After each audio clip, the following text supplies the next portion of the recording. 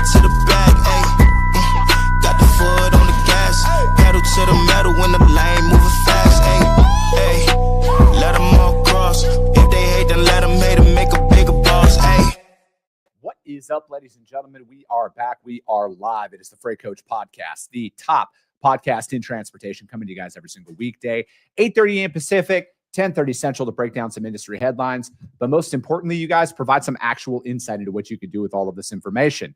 If this is your first time tuning in, welcome. This is the real side of freight, ladies and gentlemen. And I say that before every single show. And what I mean by that is I only speak with transportation professionals, because at the end of the day, I want to talk to the right individuals who have done what you're looking to do or who are currently doing what you're trying to achieve. So you can take that information, apply it, utilize it, and see a meaningful difference in your business and your life. Happy Tuesday, everybody. I got a very special guest for you guys. We're going to jump right into this one because I love talking to actual operators. All right. I have so much respect for individuals who are out there chasing their dreams. And you know what? They might not be the biggest logo that everybody gets all the headlines for, but these are the people that make this industry up. And I personally think this is where the industry is going to head, is getting into those smaller operations who can deliver a level of service and communication that maybe larger providers don't do. So I have Mr. Travis Dodge on the show today with Wheelhouse Logistics. Travis, thank you so much for taking the time to join me. Yeah. Thank you, Chris. Appreciate you having me. No, man, it's, we've been connected for a while now. And I follow a lot of people on social media, and I always appreciate people's content who talk about the journey, like they're showing themselves out there trying to build their companies, right? And it's like in an environment that we're in today, Travis, it's like everybody makes it seem very easy, right? Like, oh, just go out there, do this, you're a millionaire overnight. And I'm just never going to take that approach, because this is hard for me. And I want to be open and honest about this stuff, because I know that there are people out there who might be giving up on their dreams, and they're just looking for that validation. Like, hey, it's not just me who's struggling. So I've always appreciated about your honesty and your content when you're out there talking about your journey and going with that. And we're going to get into some of this stuff, man. But like, dude, I like to start the show off like this all the time. How'd you get your start in freight, Travis? What brought you into transportation? Yeah. It's very random. It was a chance meeting in 2013. Yeah. It was a weekend getaway with my wife, or she was my girlfriend at the time. And we were visiting some college friends of hers in San Luis Obispo. And there was like 10 people there. And one of them happened to be a freight broker. And I connected with her, was friendly. We were talking, and never even mentioned freight while I was there. It was the whole weekend. And it wasn't until we were about to leave that somebody was like, hey, she's a freight broker. Up until then, I had never heard of what a freight broker was ever. And so I heard she was a freight broker. I heard she did well. And so me and her connected on LinkedIn shortly after. And for the next 6 months, I was kind of just talking to her, learning a little bit more about what she did. And,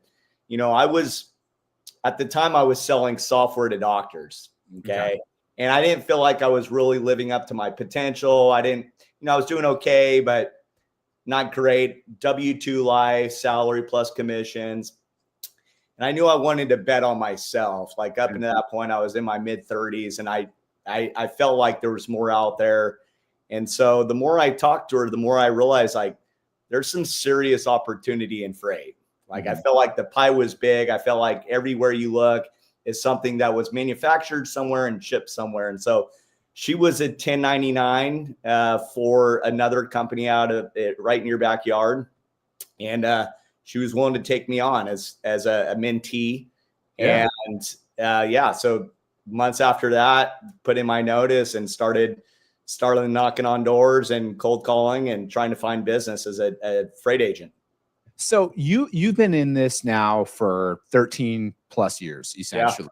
Yeah. What are some of those core things that worked back then that are working now to develop business? Because, in a day where it's always automation, technology, I've had the opposite approach to that from a business development perspective, but I don't want to just sit here and talk from my experience. I like to hear from others who are out there doing it as well. So what are some of those core things that worked back then that are working now? I mean, I could talk about this for hours, and this stuff gets me excited. So I'm a big believer that, like, if you're, in this business with the pie being so big and so many manufacturers out there, like, if you make your phone calls, if you cold call, if you're out there knocking on doors, driving around in industrial parks, meeting people, telling people, handing out your card, like, you will do really, really well. Like, I really believe that. If you don't do those two simple things, like, you won't, right? And so early on, I mean, I literally remember typing yellowpages.com, manufacturers in Oakland, started calling them, got a meeting the next day, had no idea what I was talking about. Yeah. Really no idea. So back then I was a man possessed. I mean, I was getting in my car. I was driving around all throughout the Bay Area, throughout the Sacramento area, knocking on as many doors as I can, taking as many cards as I can, trying to set up as many appointments as I can. Yeah. And just, really selling myself, right? Like, I worked for a smaller company. Nobody knew in Northern California who we were. Yeah. And a lot of freight brokers out there, let's be honest. So these shippers get calls 20 times a day, the bigger ones, they don't know who you are. So I felt like if they saw my face, if they met me in person, and they believed when I said, hey, I'll do anything to make sure your shipments go smoothly and I'm going to be available to you 24/7, like, I felt like it would resonate, and it did.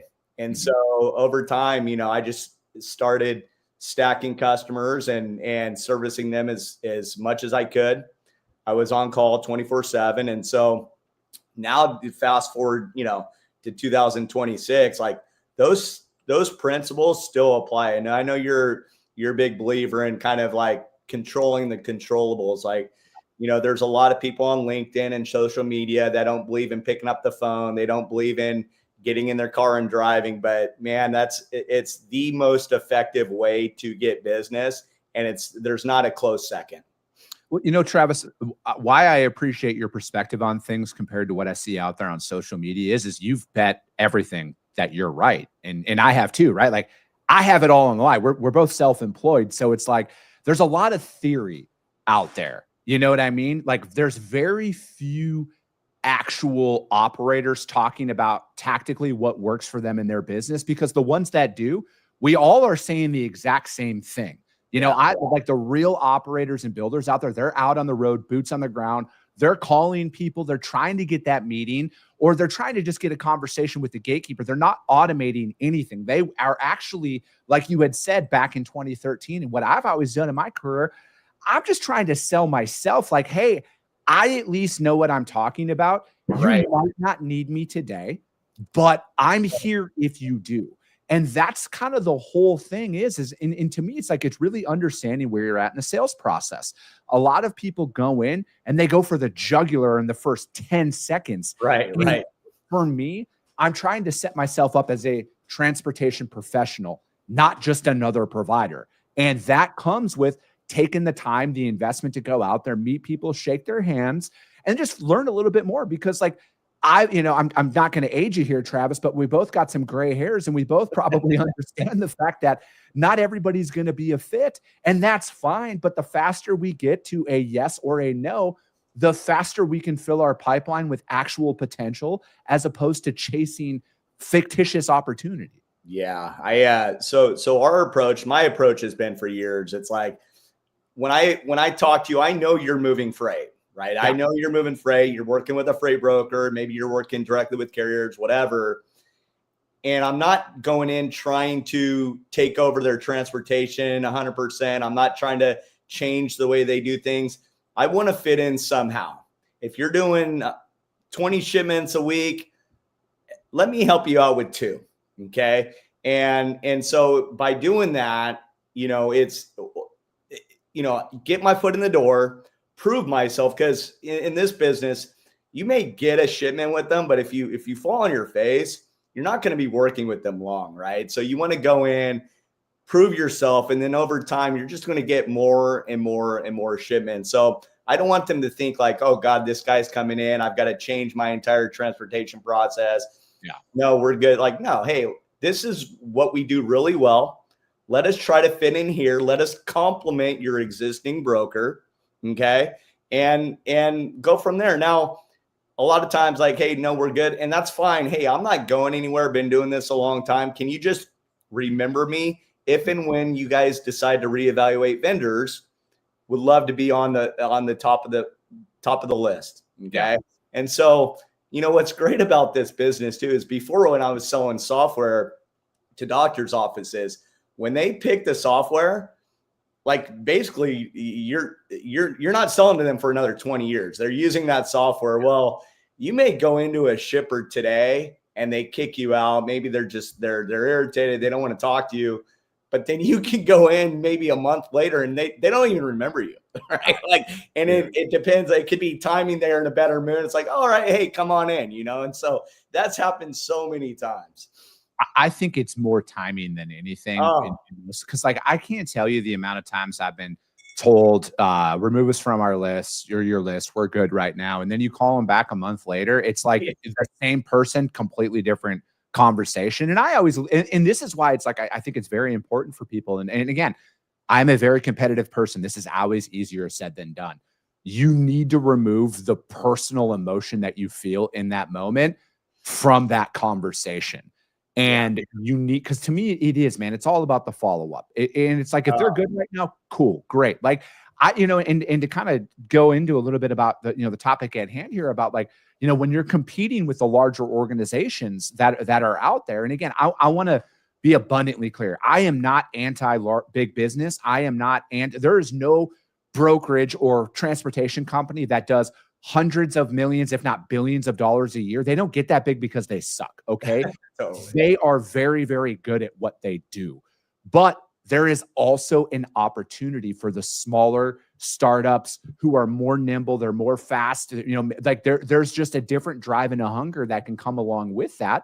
Not saying the larger organizations don't possess it, but I look at it as when you call somebody and they don't know who you are, that is actually the biggest green flag that is out there in our industry. And I say that because that means nobody from your company has left a bad taste in their mouth to where they will never work with you, because I've been on the inverse of that. I've worked for a very large company.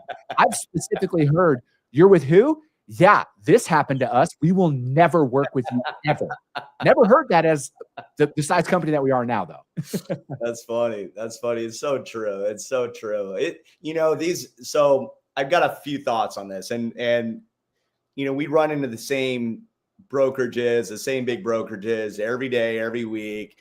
And it's really all about the person they work with over there, right? So we'll say TQL. I mean, one of the 800-pound gorillas, when I started this, they didn't seem to be as big as they are now. I mean, they're massive. And I'll tell you, mad respect for how they've gotten there, mad respect for their sales program and team. I mean, I'm here in California, they're in Ohio, and I swear I call every place I call on, they've got experience working with TQL. So props to whatever they're doing to get in their foot in the door. It's all about the person I think you work with over at these brokerages, right? Like, you can have a really bad experience working with somebody over there. You can have a really good experience. So it's all the rep, right? It's all the rep you're talking to. Now, we'll say CH Robinson or some of these other, like, some of these accounts that we're calling on, they don't want to necessarily work with those accounts, right? Like, if I'm going after Coca-Cola or a Pepsi, like, Robinson's going to crush me, right? They're going to crush me. Right? Like, I stand zero chance of going after that business. Now, on the flip side, there's some accounts there that are, 25 to 100 million a year that Robinson's not going to devote the resources required to service that account. And so an account that needs, shipments, trucks, freight offloaded their dock same day. They need a broker to move fast. They need somebody in their time zone. They need somebody with carrier relationships. They want a quick answer. Like, they want the phone picked up after 5 o'clock from their rep. Those are all things that those big boys aren't going to provide. And that's what we sell, right? So one of my first big customers, well, they're still a big customer, but my first year, they were like 25% of my business. And I'd have sleepless nights Yeah. Because I didn't want them I didn't want to lose them. Well, she made a comment. They were only working with TQL before I came in, and she loved the fact that I was local. She loved the fact that on Friday afternoons or Friday nights, which is when most of their freight left, that we would pick up the phone. It was 6 o'clock, 7 o'clock my time, and I could still be working with them and communicating with them. Meanwhile, their other rep, who, good for him, he was still picking up the phone. I mean, it's 8, 9 o'clock, 10 o'clock his time. I mean, it's really, really hard. And also knowing local traffic patterns, knowing the Bay Area, knowing the cities within the Bay Area, knowing your local area, it's huge. It's huge. A carrier I see on DAT might be in Stockton and they say, oh, yeah, we're 30 minutes away from Napa on a Friday. No, you're not. Not even close. No, you're not. So knowing the cities, knowing the towns, knowing the counties, local traffic patterns, that's huge. So we play to the local card big time. We play time zones big time. And I'm sure you've had success doing the same stuff. Dude, for us, it's more of, because like out west here, there's a lot of satellite locations. So a lot of my business development is East Coast based, but I'm calling about their West Coast facilities because that's our primary service. Yeah. Like we have I would say 90% of the freight that we move is on the West Coast, but like we also have a high volume shipper that we work with in the Southeast. But there's so many businesses that are headquartered out east. All the decisions are made out there. So I start out east and I work my way west. Yeah. And kind of build up. But like I just look at it from you brought up something about why they work with their providers. And it is a lot more of the individual than I think a lot of people give it credit to, because especially in today's environment where it's like there are companies out there that are selling on the fact that you need this technology as a freight brokerage. I am here to tell you, I have not been asked by one shipper or prospect about my tech stack. Now, I'm not anti-technology, and I want to be abundantly clear about that, but I feel like at times people think, hey, I have to have this stuff. I have to sign up. I need this. I need this. I'm being told that I need this. I want to help people understand that unless your customer is directly asking for this and they're saying, hey, if you're going to move our freight, we need EDI connectivity, API connectivity, real time, whatever that looks like, then, okay, let's look into it. But like I work with shippers who move in the tens of thousands of truckloads a year volume, and they're not asking for it. And it comes down to the fact that how we operate and execute their freight keeps us in the door, because of the fact that, like, I talk about communication on this show often, and I talk about the fundamentals in my content often, because that is what my customers praise us for. The fundamentals of the business, the fact that we are going in there and we're turning their transportation department into a profit center for their business, because their customers are buying more product from them as opposed to going to their competitors that are out there. And for me, it's like, it's one of those things that I think that people get away from the fundamentals because the fundamentals are hard. All right. Like I can't sell somebody a course, air quote, not that I'm selling courses, Travis, but like, hey, go out, make 30 cold calls a day, send 15 sales emails a day that are directly targeted, and get less than 1% response rate. Like that doesn't sell. What sells is automate your calling. Go out, make 9,000 cold calls in a minute, and then go out. Like that sounds a lot more appealing because it takes the rejection factor away. But like I look at it as to this day, you can develop business. You don't need a massive tech stack. They're nice, right? If you can afford it, but like you need to know what you're talking about. Okay. Like you can't spray and pray, go in. We can do everything. We're the best at everything. What works for me is the niche fundamentals. This is who we are. This is what we do. This is how we operate. That has superseded any other angle that I've tried to take. There's so much there. And I agree with everything you said. Like a couple things, I spent 8 to 9 years dispatching loads, right? Like I would go out and sell, and I was doing cradle to grave. I had a couple assistants, but not till later on. So a vast portion of my career, I was dispatching freight. So I know the nuances and the minutia of booking freight, more than most of my competitors, right? And so if a customer wants to get into the details and the weeds of freight, I'm all for it. In fact, I want that, right? Because I can talk about that all day long. So being able to know what you're talking about is so key. The biggest point that you made, and I want to reiterate, nobody cares about the name on the front of the door. They do not care who you work for. I posted something like this on LinkedIn recently. They don't care who you work for. They don't care about any of that. They don't care about your tech stack. They care about, can you help them out, right? Do they like you? Are you trustworthy? Like all those things. And if you can check the box on all those, and you start working with somebody and they start to develop trust, they can tell you know what you're doing and you actually execute, right? And you can pick up the phone and they like you, right? They gotta like you. You've got a customer for life, right? Yeah. So I worked for a smaller company out of the Phoenix area. They were great. They were awesome to me, supported me, got a lot of love for what they provided me early on. Most of the prospects I went out to in Northern California, they had no idea who I worked for. So they, again, like companies, shippers, manufacturers, they don't care who you work with. Once you start talking to them and they know you're legit, that's all they care about. Can this guy help me out? Yeah, I'm right there with you, man. I think that at times we want to think that there's an easier way, right? Like I just, again, maybe there's people out there that are way smarter than me that have an opposite experience of me. I've just actually had to work for a living for the majority of my life, if not all of my life.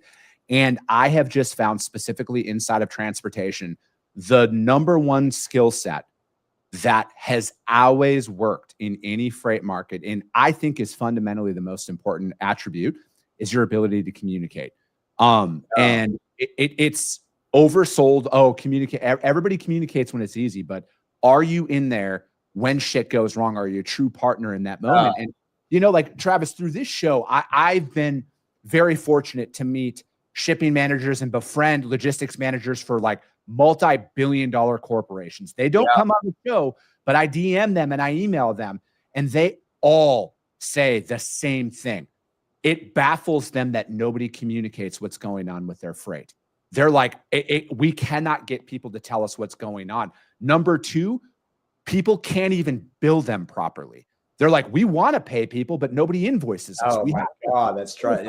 Totally. This is not a small sample set of shippers that have told me this. This is like an alarmingly high rate. So until I hear different from the people who move more truckloads in a day than most companies do in a year, I will always focus on the fundamentals in my business, because that will always supersede anything else you can throw at them. Because if your truck doesn't show up on time or deliver on time and you don't effectively communicate what's going on, you will never get your business off the ground. Well, think about it as a broker, right? Like, you're effectively a logistics manager when you're dealing with these carriers. And I assume you do cradle to grave, Chris? Yeah, technically, yes. But like my business partner handles operations. Okay. So one of my biggest pet peeves and frustrations with carriers, when they don't communicate, right? Like, guys, I don't want to hear from my shipping manager that your truck didn't show up. Like, I need to know that stuff in advance. I mean, the worst is outright lying, where they'll say it's delivered and it hasn't delivered or picked up, something like that. So we're dealing with carriers all the time. When I was dispatching loads, like, that was my biggest frustration, is zero communication. And not every carrier is the same. There's so many different carriers out there. Some do a great job. Some are just terrible at it. And then, now that we've got our own brokerage, we don't invoice our customer until we get a carrier invoice, right? So I'm not kidding. I mean, some of these invoices are like over 30 days past delivery. I'm like, guys, why do you not want to get paid? Like, where's your invoice? Why am I asking you where this invoice is? And so, we've got a process in place now where we're proactively going after these carriers, 14 days past delivery, like, hey, we need to get this invoice. So lack of communication, lack of organization, I mean, it's, you hear about a lot of these trucking companies going out of business, and a lot of people blame kind of the macroeconomics. Oh, the economy, the they might use politics for the reason, like, no, they just don't know how to run a business, right? They're not organized. They don't have enough cash. They don't communicate. Like, they just don't know how to run a business. So I don't got a lot of patience when I hear like all these macroeconomic factors are what drove a trucking company out of business. I think that, I mean, I agree. I think every situation is nuanced. I think every situation individual, but like, I feel like if you kind of stripped away some of it, there will be something that happened that changed the trajectory of an organization. Right. And, you have a unique perspective because you're building a real company. That I mean, I tend to agree with you. I feel like, again, you can't blame tariffs. I think it's easy to blame tariffs. It's easy to blame the economy. It's easy to blame everything but yourself. I think this is a life lesson for people as well. Here, you guys, it's easy to blame everybody but yourself. But at some point, you made the decision that caused that business to go in one direction or another. If you're the owner of this company, it's on you. I fucking hate to be the bearer of bad news to you people, but if you sign up to be a business owner, it is your fucking fault if something doesn't work out. All right. I'm not saying that things aren't hard or challenging, but like ultimately you got to figure it out. And I think to kind of summarize Travis's and I's conversation today, you do not need to be a large logo to build a book of business. You do not need billions of dollars in VC capital. You can go out there and grit your way through it. But ultimately, it is on you as the individual to figure it out. I'm not saying it's easy. I'm not saying that there aren't laws that are passed and things that happen that don't cause hardships onto your business. But this is what you signed up for when you said, I want to do it for myself. This is the environment. This is the stress. This is what comes with the territory. I want to add something to that. So, when I went from a W-2 selling software to no experience in the freight industry, 1099, no book of business, no experience, no income coming in. Probably a stupid decision looking back on it, but anyway. So about 6 months in, I wasn't making very much money at all. I mean, I was struggling. It was struggle bus. I had low splits. Not a lot of customers, very LTL driven. When you're first starting out, the customers you get, they're just not very good, right? And so I was blaming everybody but myself, right? And I started to, kind of blame the pricing that we had as a company and, my splits and all this stuff instead of like looking in the mirror and trying to figure it out. Like, all right, how do I stay in the business? Thank God I stayed in the business. Thank God I stayed with the company. Around that time, my splits got bumped and I got my first truckload shipper. And so like all of a sudden I can breathe, I can actually pay my bills. And so, instead of looking outside at all these external factors that are causing your business to go down, like what can you do, right? Can I go get another customer today? Can I make more calls today?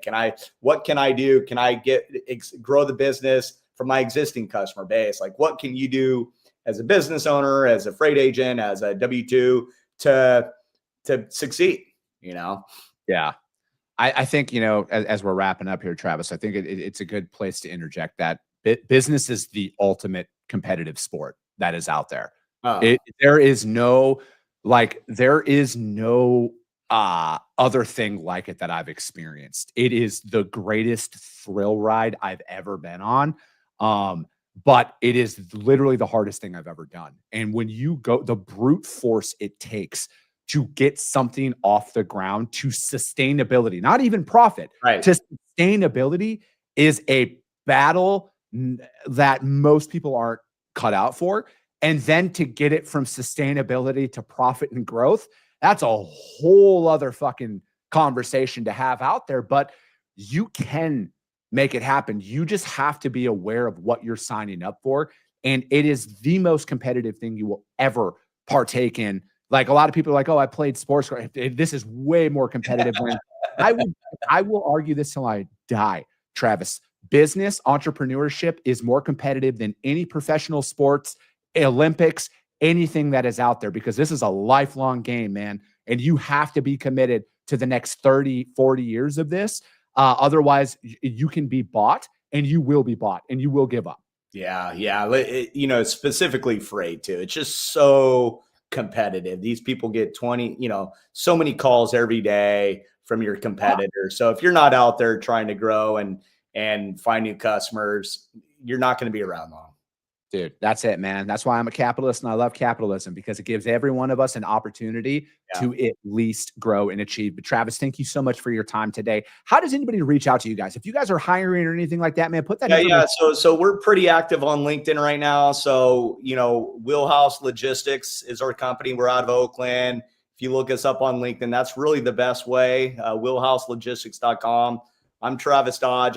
Find me, connect with me on LinkedIn. So, last year we've been trying to be consistent with our messaging and postings, and authentic and real, and, not full of fluff. So yeah, that's awesome. I appreciate your time, Travis. You guys follow Travis. All right. Follow Wheelhouse. I love talking to individuals like him, because he's doing it. All right. Like, he is verified out there trying to build his stuff. So the content that he puts out, you guys, is coming from somebody who is in the seat. All right. It's not a former, it's no theory. This is actual actionable insight and steps that you can apply to your business and see a difference out there. But that's going to be it for today, ladies and gentlemen. As always, if you got value in what you heard and you're not subscribed, subscribe to the show, you guys. And if you're feeling ambitious, rank it on iTunes and Spotify, because if you see value, your network is going to see it as well.